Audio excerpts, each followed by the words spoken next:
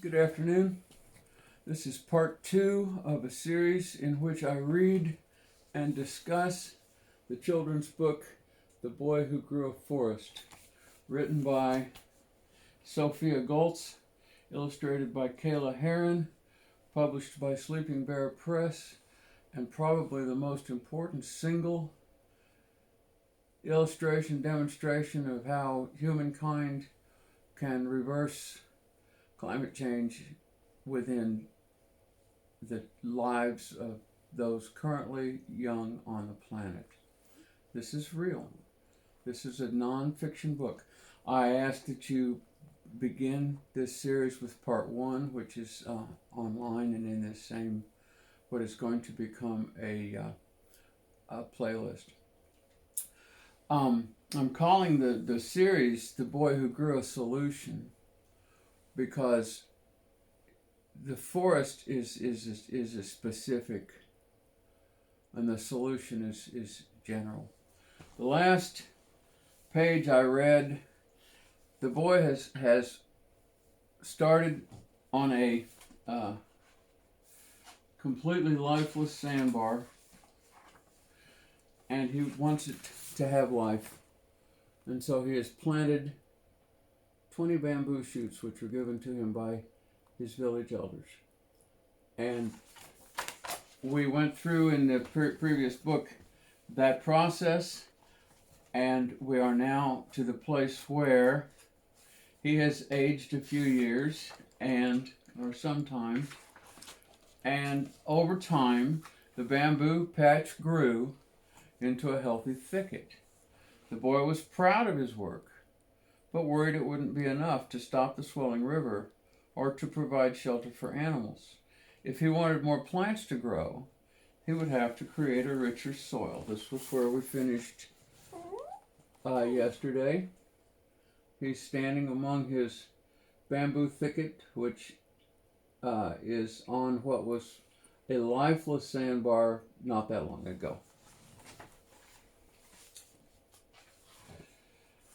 The boy carried cow dung, earthworms, termites, and angry red ants that bit him on their journey to their new home.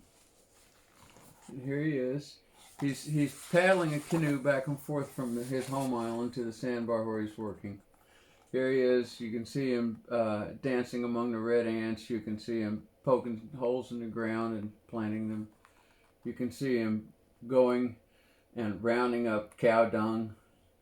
Cows were, of course, not eaten in India, but they are the traction force for the old-fashioned agriculture, which still works. He brought seeds from neighboring villages, over trails, through brush, down the river. Each day he planted. Now, he couldn't have started at this stage because there was no rain, there was no water.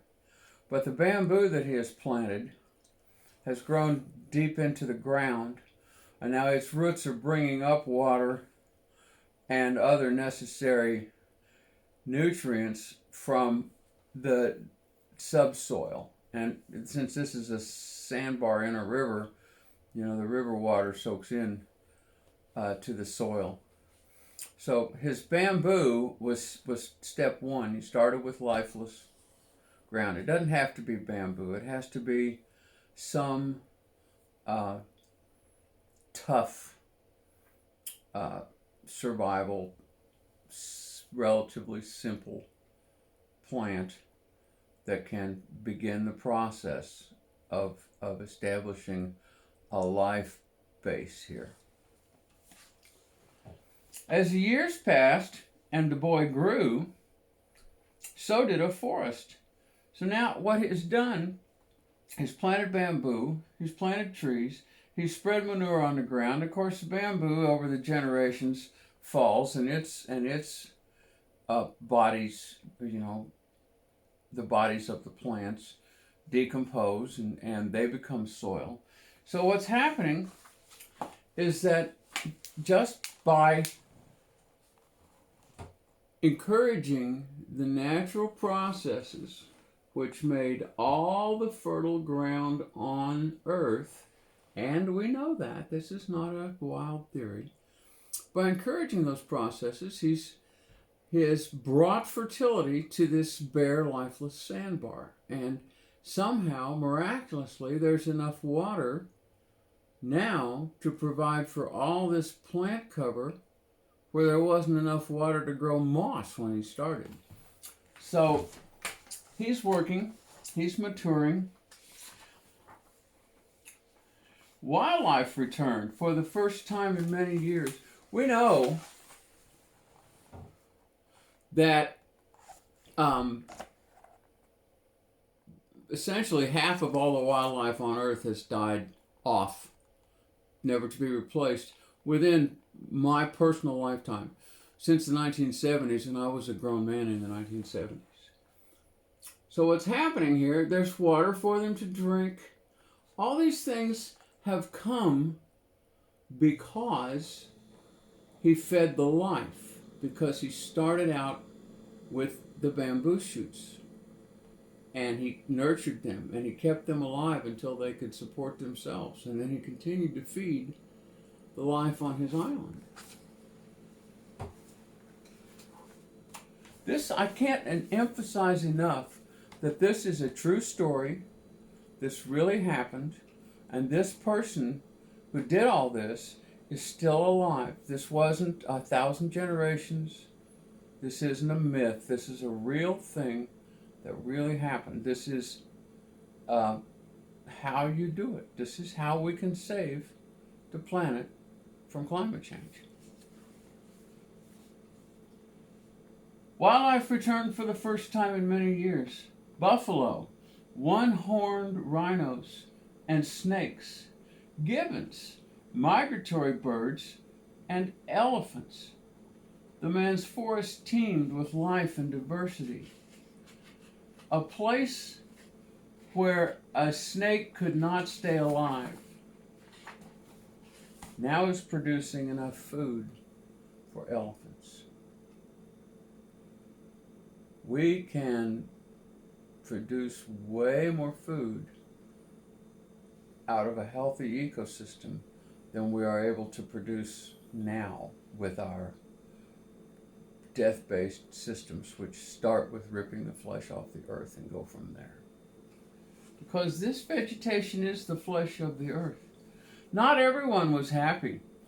Fear swept over the villages when tigers arrived. So the man planted more grasses to attract small animals. That would keep the tigers happy in the forest. So what we have here is, although trees are a critical part of it, you can't do it with nothing but trees. What you need is a whole, no Chica, don't go, stay. A whole ecosystem that provides all the different layers and all the different niches and all the different foods for all the different creatures. And if we do that, we will discover, much to our amazement, that we are creatures and that our food grows here too.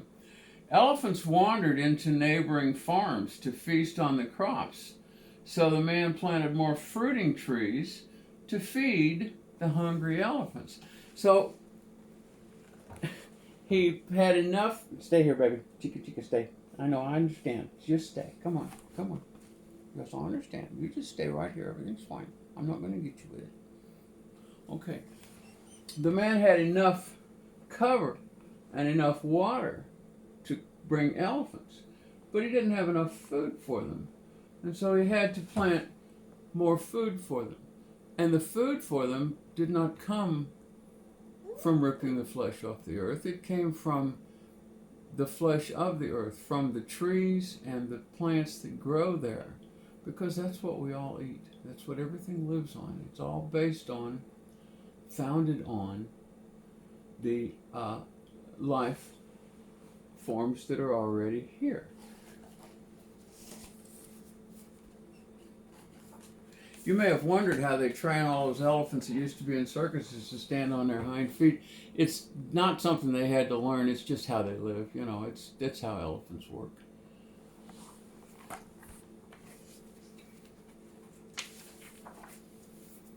Some wanted to harvest the forest to build new homes, but the man was there to plant anew.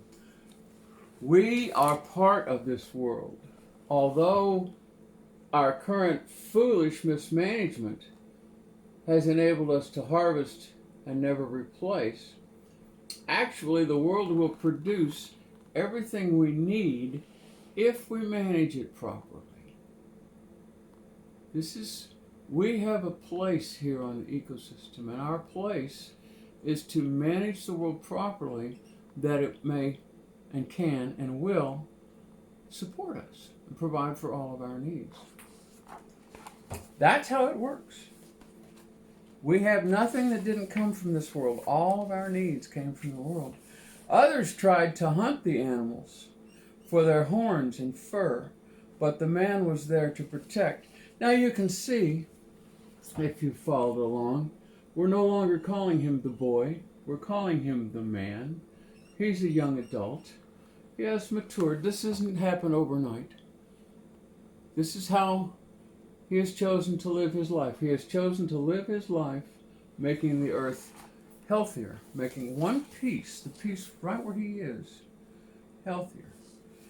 And by doing so, although this is not a photograph, it's a painting, but you see all the life that they represent in his forest. And the thing is, if that life wasn't there, the hunters wouldn't be coming.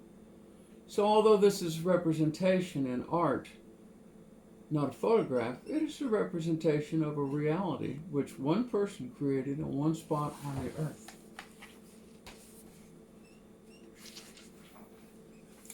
Few thought the forest would last, but the man believed in its strength.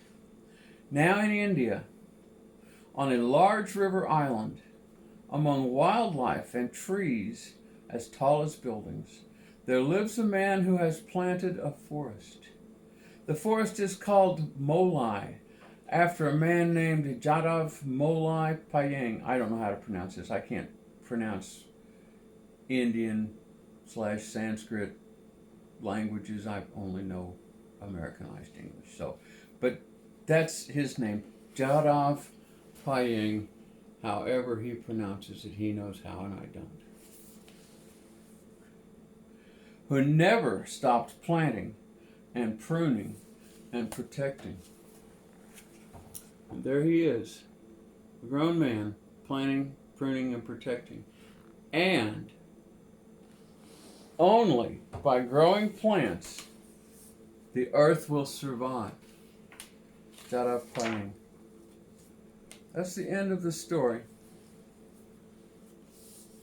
This is a true story. Those trees are made out of carbon, which came out of the atmosphere. Those trees grew powered on solar energy, which otherwise would have been absorbed by that bare sand island and radiated back into the world as heat. And so he cooled off a little spot. He absorbed a little carbon. He did all those things with nothing but life and effort. There are over 7.5 billion of us.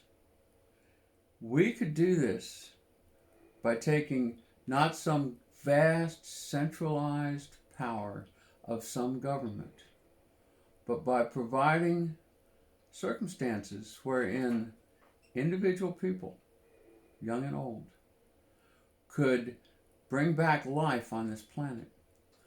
And by taking away the systems which require that it all be cut down and paved. Because you could do what he did on a desert. He did it on a desert. But you could not do what he did on a Home Depot parking lot without more effort. Actually, you could. Life will eventually tear up all the Home Depot parking lots. And they will cease to exist. And there will be forests with strange black rocks buried beneath the topsoil. That will happen. That will come. But if we quit paving it first, it would happen quicker and more easily. So, actual history.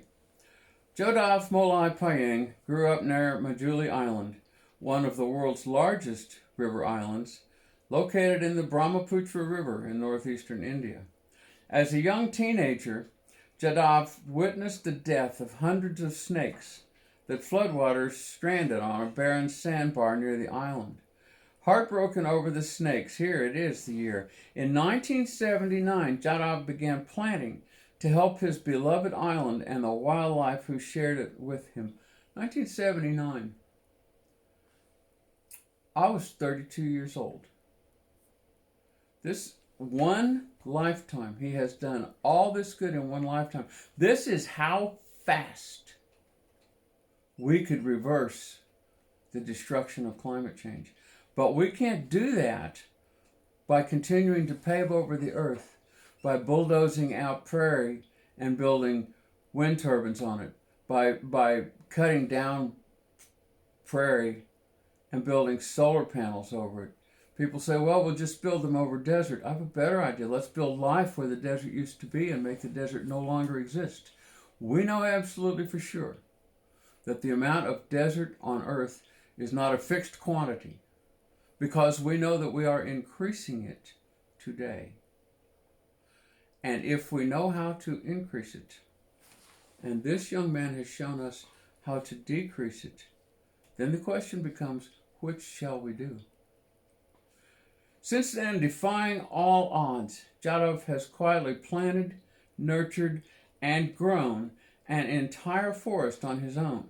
Named after him, Molai Forest is said to be over 1,300 acres, larger than 900 football fields. I don't even know how big a football field is, but evidently everybody in America but me does, so that's why they tell us that. His forest is larger than 900 football fields and still growing.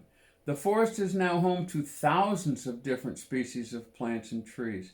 This unexpected sanctuary provides life and shelter for many animals, some endangered. In 2008, almost 30 years after he planted his first seedlings, Jodaf's forest was discovered by local authorities tracking a herd of elephants. Since then, Jodaf has been recognized worldwide and received numerous awards and honors, including the title the Forest Man of India. Jodaf hopes his mission will inspire others to make the world a greener place.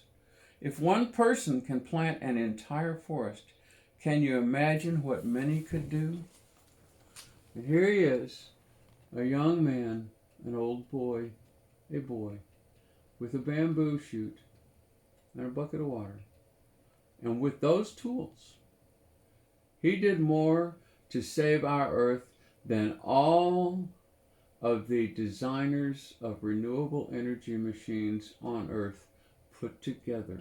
This one boy. We can do this. The question is, will we? Or will we choose, by our greed and our lust for toys, to destroy the habitable portions of the earth on which we depend? That's the question. It's a very real question, and it's up to us. And finally, an author's note, Jodaf's love of the earth and his ideas on reforestation are important concepts that I also hold dear. I grew up in northern Florida, surrounded by forests. My father was a prominent forest ecologist. My mother was a science writer, and our house was constantly filled with visiting scientists from around the world. I especially enjoyed listening to their tales of the environment in faraway places. And as I grew older, I developed a deep love for our planet and a keen interest in sharing its wonderful stories. I hope that Jodaf's story triggers your inner ecologist as it did mine. If you plant a seed today, you never know what it might become. So plant on. The boy who grew the solution. My friends, we can do this. I recommend that we do. Thank you for your time.